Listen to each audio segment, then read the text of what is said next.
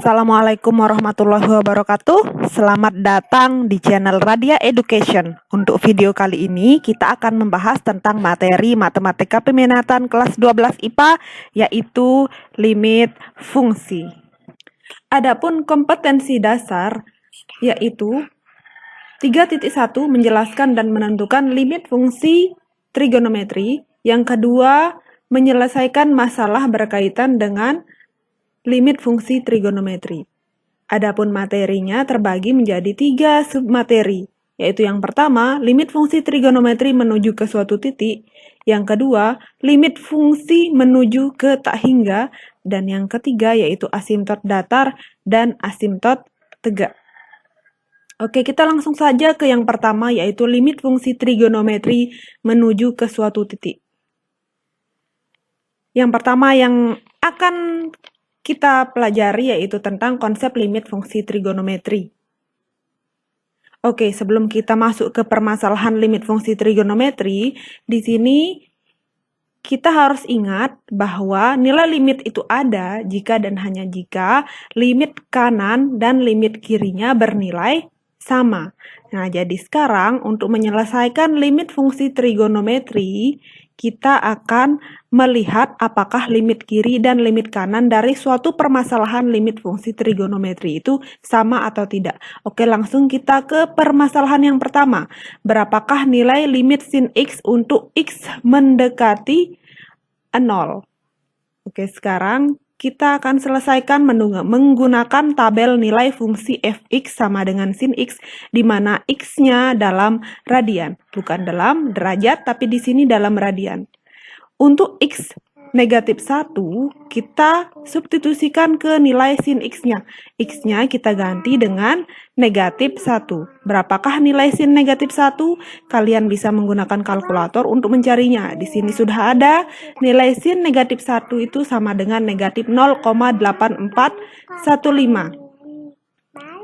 Selanjutnya, untuk x sama dengan negatif 0,1, nilai sin x-nya yaitu 0,998.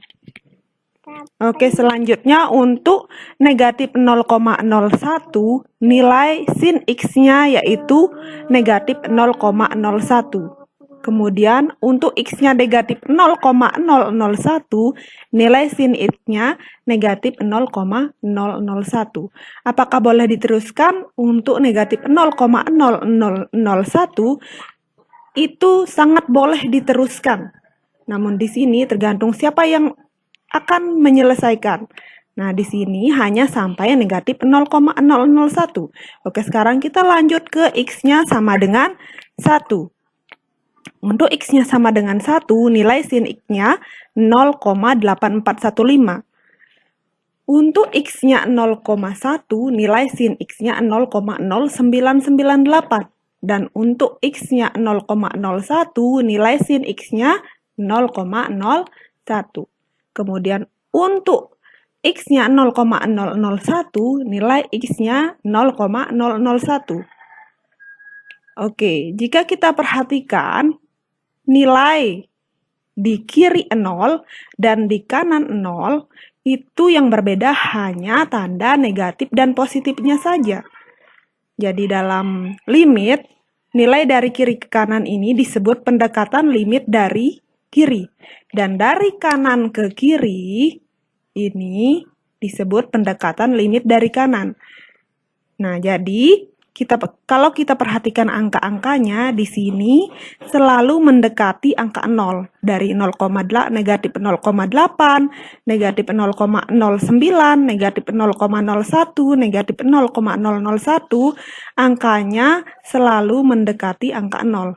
Jadi limit sin x untuk x mendekati 0 dari kiri, tanda negatif ini melambangkan pendekatan limit dari kiri, itu nilainya 0. Kemudian dari kanan juga nilainya mendekati angka 0, sehingga limit sin x untuk x mendekati 0 dari kanan itu sama dengan 0.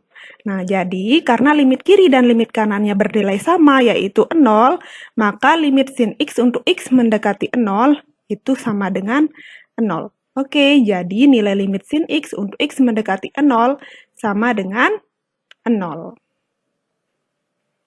Oke, selanjutnya, untuk lebih memahami bagaimana cara menentukan nilai limit, kita akan lanjut ke bagian yang kedua, yaitu menentukan nilai limit fungsi trigonometri. Oke, jadi untuk menentukan nilai limit fungsi trigonometri ini ada 3 cara, yaitu cara yang pertama, cara substitusi langsung, yang kedua, cara faktorisasi, dan yang ketiga, menggunakan sifat limit fungsi trigonometri. Oke, kita langsung saja ke cara yang pertama, yaitu cara substitusi langsung. Oke, sekarang kita langsung saja ke permasalahan 2. Berapakah nilai limit cos X untuk X mendekati 0?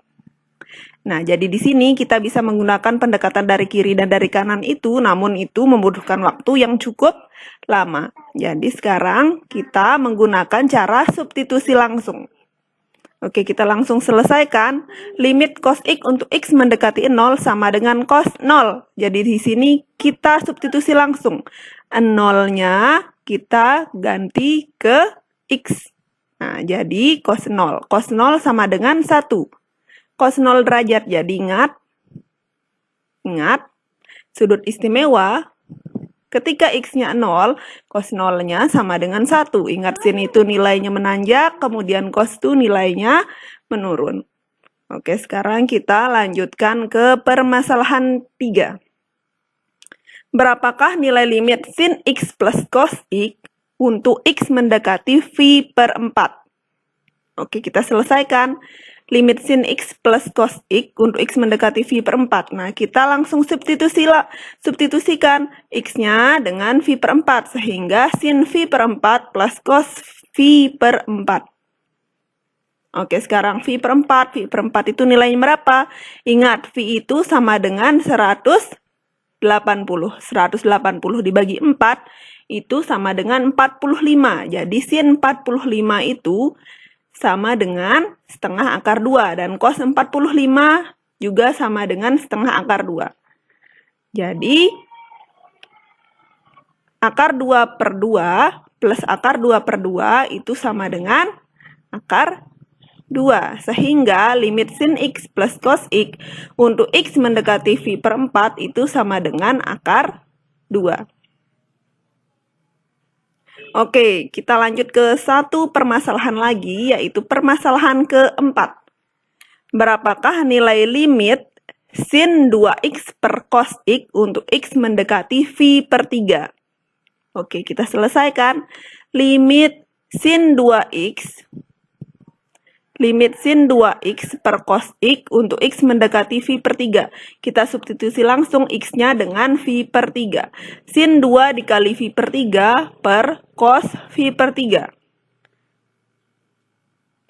Oke, sin 2 dikali V per 3. V per 3 itu sama dengan 180 bagi 3, 60. 2 dikali 60, 120. Sin 120 sama dengan setengah akar 3. Dan cos V per 3, V per 3 itu sama dengan 180 dibagi 3. 180 dibagi 3 sama dengan 60. Cos 60 sama dengan setengah. Nah, sekarang setengah akar 3 dibagi setengah. Setengah dibagi setengah 1. 1 kali akar 3, akar 3. Jadi, limit sin 2X per cos X untuk X mendekati V per 3 sama dengan akar 3. Oke, sekian pembelajaran kita tentang cara menentukan nilai limit fungsi trigonometri dengan cara substitusi. Untuk cara faktorisasi dan menggunakan sifat limit, tunggu video selanjutnya. Semoga bisa difahami. Wassalamualaikum warahmatullahi wabarakatuh.